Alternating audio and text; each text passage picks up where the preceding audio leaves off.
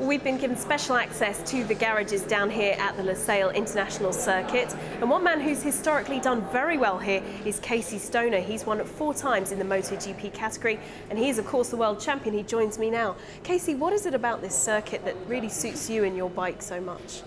To be honest, I think it's the lack of grip. This track, you know, it's a desert-style circuit, so there's quite a lot of dust and dirt that arrives on the track. And for me, coming from a dirt track, you know, I don't mind the bike moving around, sliding a little bit. And at this track, it's sort of you have a tendency to do that a little bit more. Let's talk about the new rules that are coming in for this season. 1,000cc capacity, so that's gone up on the engine side, and possibly some new riders on the grid. Tell us about that.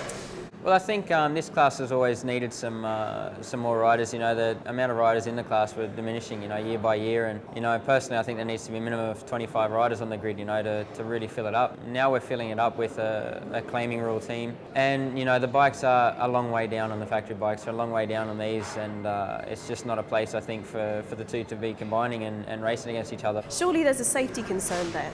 It definitely is, and it's been spoken about. And you know, there's some riders that haven't improved themselves in any classes, and somehow they've got themselves a ride in this championship. So that is going to be a concern when you know, when we're going around, not only in the race but in practices, especially when you're having to ride with riders that aren't, you know, 100% confident in what they can do and the machines that they're on.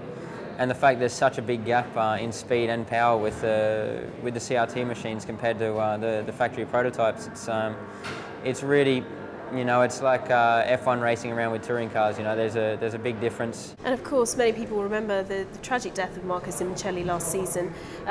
What's changed in terms of safety in the sport? Are you confident that the sport is safe? I think they've taken some steps forward with how many specialist doctors they have on hand at the track. You know, most of the time it was just people volunteering to be flag marshals and not really having a real understanding of medical procedures at each track.